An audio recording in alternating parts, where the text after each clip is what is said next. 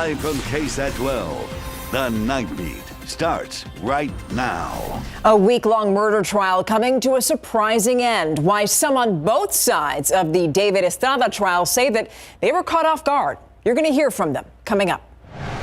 Also, frustrations felt in Uvalde, the school district announcing a change for its police chief, but it's not exactly what parents and one lawmaker were looking for.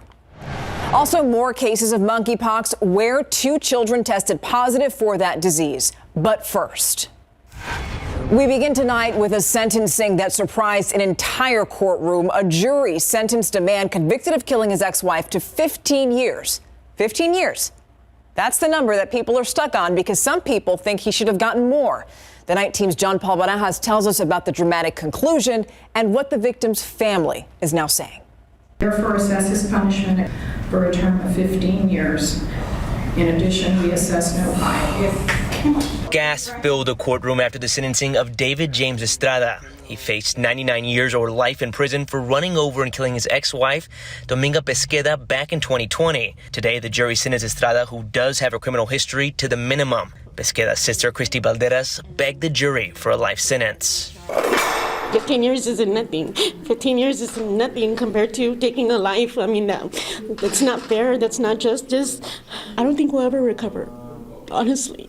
The sentencing even coming as a shock to Estrada's attorney, Alex Scharf, who hoped the sentence would not exceed 25 years, saying what happened is rare. Just the evidence in the case and the video where he was driving, we just were very concerned that was very damaging evidence. Throughout the trial, Estrada was emotional, and today was no different as he spoke to the courtroom, stating, the night of Pesqueda's death, he meant to pull up on the curb in front of her. No, we weren't perfect. I was just planning to scare her. But I love her. And I'm sorry. For the bottom of my heart, I'm sorry.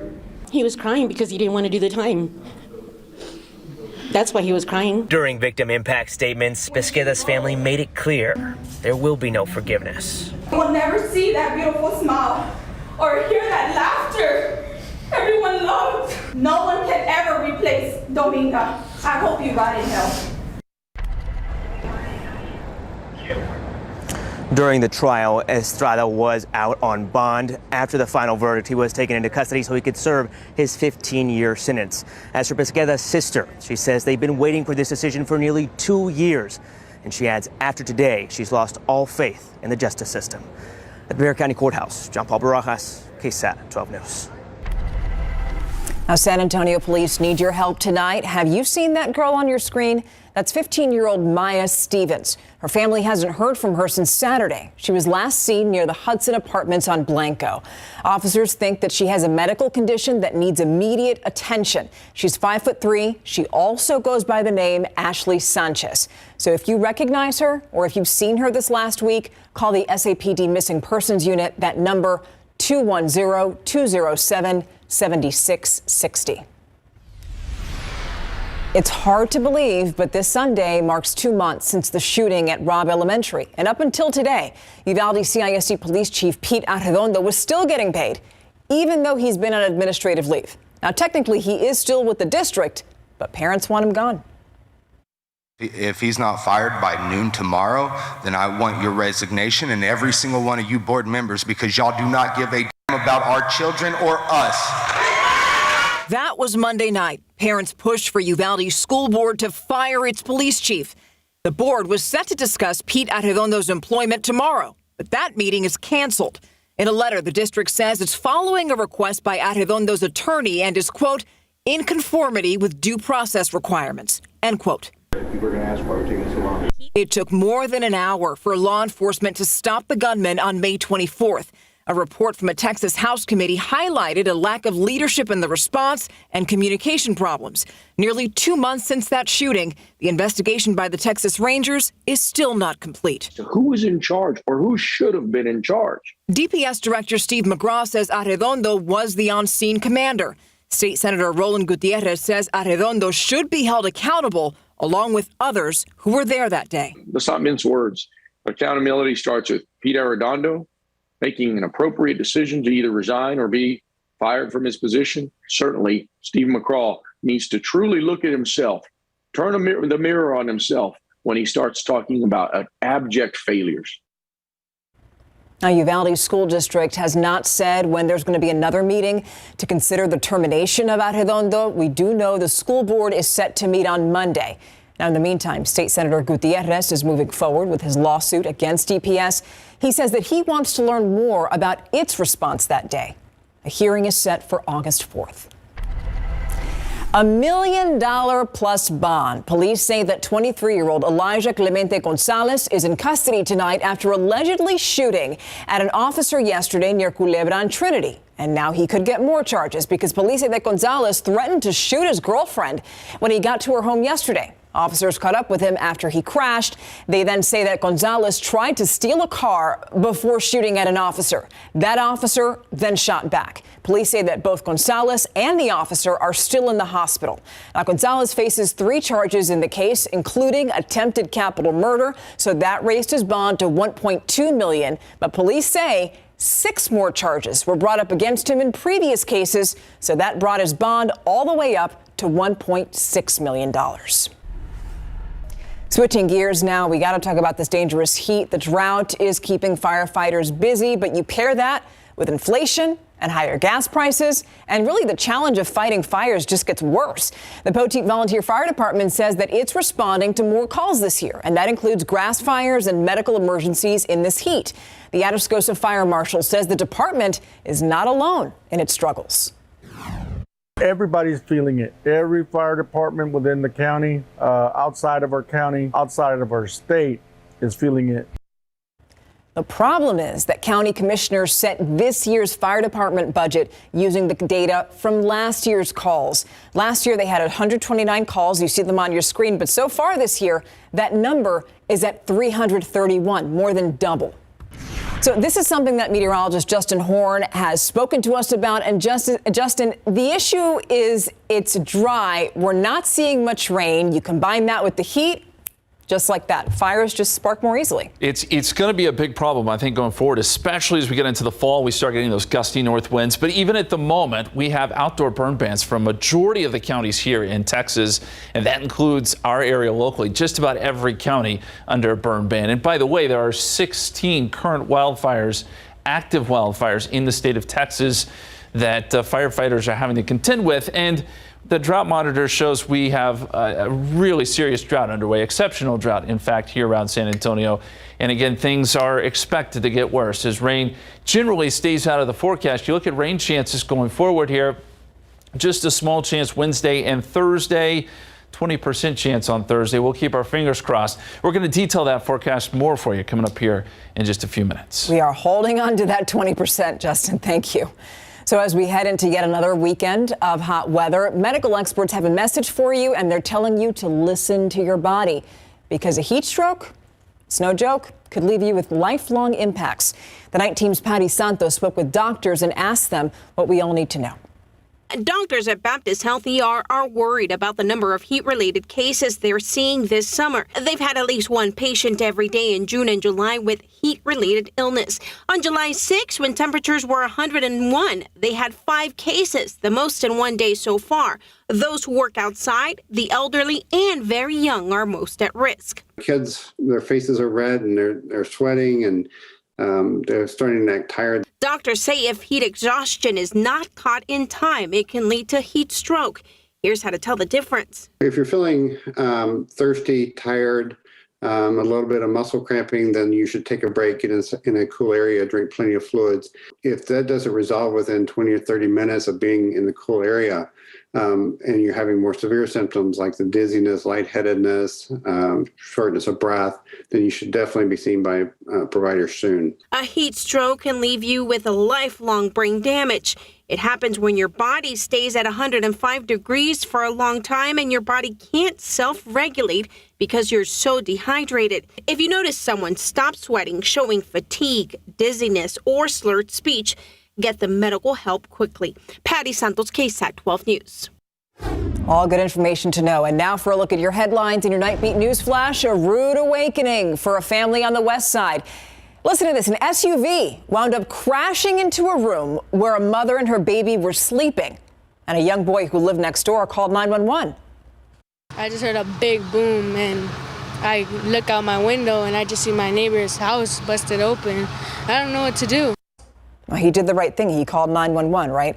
That was on Kirk Place near General Hudnall around 3 this morning. A family member says that the mother suffered a minor concussion. The baby was slightly bruised. Police arrested the driver on a DWI charge. San Antonio police are sharing this picture tonight. Do you know who this woman is? Because investigators say that she was involved in a robbery at Ingram Park Mall. Police say it happened last month at the Victoria's Secret store. She's accused of grabbing items off the racks and trying to hide them from staff. Police say that when staff confronted her, she reached into her bag and threatened to shoot everyone before she ran off. So if you know who she is, call 210-224-STOP. And if she's arrested, you could get a $5,000 reward. Steve Bannon was a senior advisor to former President Donald Trump, and now a federal jury convicted him of contempt of Congress. Now, Bannon left the White House in 2017. The House Select Committee that's investigating the January 6th attack on the U.S. Capitol wanted to speak to him, but he didn't answer a subpoena. Prosecutors told the jury that Bannon, quote, chose allegiance to Trump over the law. He faces up to 2 years in prison, and he's going to be sentenced in October. And that's a look at your Nightbeat News Flash. Now coming up, new video. Flames, look at that, swirling through the air. Crazy stuff. Still ahead on the Nightbeat, what sparked those flames on that wind turbine in North Texas.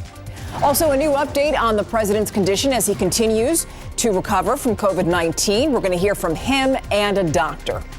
Also, more cases of monkeypox are showing up in the U.S. The CDC is saying 2 of the cases are in kids. Okay, so what does that mean for San Antonio? We'll talk. It's next on the Nightbeat.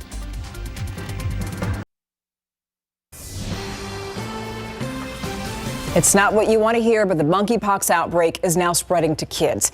The CDC has confirmed 2 cases in children right here in the U.S. One case involves a toddler in California. The other is an infant who doesn't live in the U.S., but was tested while in Washington, D.C.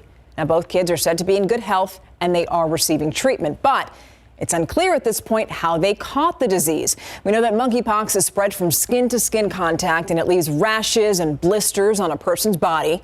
In Europe, there have been at least 6 monkeypox cases among kids 17 years old and younger. Now, here in San Antonio, the number of monkeypox cases has jumped up by 2, so now that gives us 7 cases of the illness. Metro Health is reminding you to avoid skin-to-skin contact in large crowds like bars, clubs. It also says that monkeypox is rarely fatal. Symptoms usually last 2 to 4 weeks. Of course, we're also watching coronavirus cases here at home. Metro Health reported more than 1,000 new cases today, no new deaths, and tonight 327 COVID-19 patients are in the hospital. Now, meantime, President Joe Biden continues with his own bout of COVID-19. The president's doctor says that his symptoms have improved, and to prove that, President Biden appeared at a virtual meeting with his advisors today. Let me start by apologizing for my voice. I'm feeling much better than I sound. You notice there that his voice is noticeably deeper. At one point, he reached for a cough drop in that video. Now, despite that, the president's doctor says that he's tolerating his treatment well, and he's going to continue to take the antiviral drug Paxlovid. The White House says that it's identified 17 people determined to be close contacts of the president, but so far, none of those 17 have tested positive. This is part of his job, is to interact with the public, is interact with everyday people. So he does not regret that. Another thing that helps the president is that he's fully vaccinated and also double boosted. Okay, take a moment and look at this new video tonight. That, my friends, you know what did that? A lightning storm. Yeah, in North Texas. It zapped a massive wind turbine. The machine, as you can see, it continued to spin, so the flames were in a loop. And it left rings of smoke behind. Look at that. Now, eventually, the flames took over the propellers. Not what you want to see. And while we're looking at that, it got me thinking about the wind, and we are getting a little something tonight, right, Justin? Yeah, there are some gusty winds we're going to be dealing with tonight. That video, by the way, looked like something from a movie. That's wild stuff. Yeah, some gusty winds from time to time. It's not going to be a big issue. We'll see that through the weekend as we look out there on live cam. It's still a warm evening. We're not cooling down much after what was yet another hot day. We're just kind of stuck in a rut here when it comes to the forecast. Let me show you the high temperatures for today. We got up to 102 here in San Antonio, 104 in Pleasanton, 102 at Hondo, 101 in Uvalde. Yeah, you get the idea. Temperatures were in the upper 90s for the whole country, and that's just about where we'll be tomorrow. We've been averaging the temperatures for the month of July. Right now we're averaging 90.1. Now this combines high temperatures and low temperatures, but we are at the top of the list at the moment. Looks like we'll stay there. So we have the hottest May on record, hottest June on record, and now we're headed to the hottest July on record. And looks like we may beat the old record it set in 2009 by a pretty big margin. As we go outside for you right now, we've got a few clouds, 88 degrees. Dew point is at 66. We've got southeasterly winds at about 18. Those are those gusty winds I was talking about. Still feels like 90 when you factor in that humidity, and that dew point starting to come up some. 88 Kerrville, it's still 90 in Hondo, still 90 in Uvalde, 95 still in Del Rio at this hour, 81 down there in Beeville and around Bexar County, mostly upper 80s. It's still, again, a very warm evening. And there's a look at those gusty winds, gusting now to 26 miles per hour at the airport, gusting to 28 in Hondo. These winds will stay in that range, I think, overnight tonight into tomorrow morning. And that's starting to bring back that moisture. These dew points jumping up quickly, starting to see some mid to upper 60s, so you can feel the humidity outside. It's a little sticky. And that humidity sticks around at least for the first half of the day tomorrow, contributing to some heat index values. We're still seeing heat indices in the 90s at this hour. It feels like 90 here in town, feels like 89 in Skeen, feels like 91 in New Braunfels. Tonight, temperatures eventually make their way down into the 70s, partly cloudy and windy. The heat index forecast for tomorrow, we make it up to 100 for an air temperature, but it feels like 104 when you factor in that humidity during the afternoon. So pretty similar to today, maybe a degree or two cooler, but not by much. A lot of hundreds still on the map tomorrow, and then you'll find the 90s in the hill country, 97 for Bernie tomorrow afternoon. If you're heading to the beach this weekend, forecast looks pretty good down there too, although the heat indices down there will be a little higher. 107 is what it will feel like on Saturday, 109 on Sunday. Waters are just fine, but that water temperature anywhere from 83 to 90 degrees. Very quickly, the current setup, we have our ridge of high pressure over the western part of the country. It starts to build off to the east. And that does open the door just a little bit, maybe next week as some moisture and a weak disturbance comes in to bring in a small rain chance Wednesday into Thursday. We're hoping for that. Otherwise, a lot of triple digits in that 7-day forecast. 10% chance Wednesday, 20% chance on Thursday. Yeah, I told you before, we are holding on to that 20%. Hopefully, we are hoping. Manifest. All right, thank you. Yep. All right. So let's talk about the Cowboys. Yep. They've got their training camp that starts on Tuesday, and boy, do they have their eyes on the prize. They do. They last won the Super Bowl in 1995. Cowboys fans really want a Super Bowl championship. Jerry Jones wants a Super Bowl championship. Coming up, we'll talk with one of the Cowboys who told the media that two of their biggest stars have been to every single practice because they are hungry to win it all. Plus, Astros pitcher Lance McCullers Jr. made a rehab start right here in San Antonio. Coming up.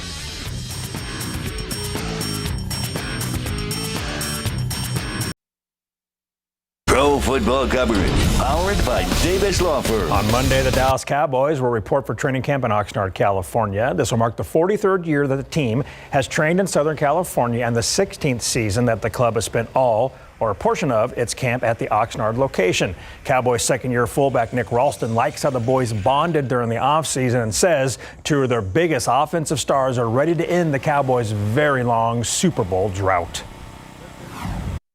I think the number one thing that's most important is the culture that we've created at the Cowboys. You know, everybody loves each other. We're a family, we're a brotherhood. And, you know, over the offseason, we've solidified that even more. I can't tell you how many guys showed up to the offseason workouts. I mean, Dak and Zeke were there from day one. I think that says a lot about our team when the leaders are putting in the work that early in the offseason, because they could be out on vacation, but they're in, you know, grinding, you know, hungry to get to that Super Bowl this year.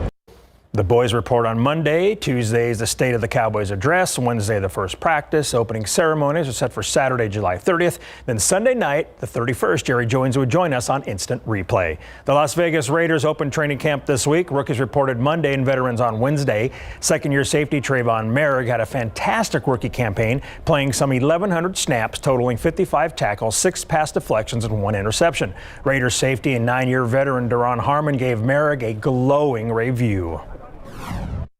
Just a talented football player. You know, the guy went to Thorpe. So, you know, obviously the talent is there. But then just the will to get better. I mean, he's been in my back pocket the whole time, just trying to figure out, hey, am I doing this right? What can I improve on? So you see a guy that's willing to put in the work to get to ultimately where he wants to be, which is being one of the better safeties in the league. In round 2 of the NFL draft, the Raiders traded up to get Merrick 43rd overall, and the move is really paying off. UTSA junior Oscar Cardenas was named to the John Mackey Award preseason watch list, which is given annually to the most outstanding college football tight end. A fourth-year junior from Brandeis High School, Oscar had 16 receptions for 233 yards and 2 touchdowns last season. He's one of 54 FBS players up for the award.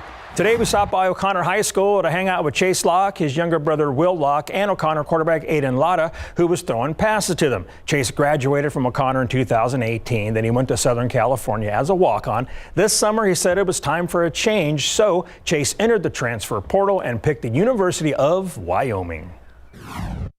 My decision to go to Wyoming, it really was a no-brainer. You know, after the coaching staff change at USC, I just thought that it was time to find a new home, and Wyoming just ended up being a real wholesome place, a place that I could really find my development and fine-tune everything. So that's really what was the biggest factor in my decision.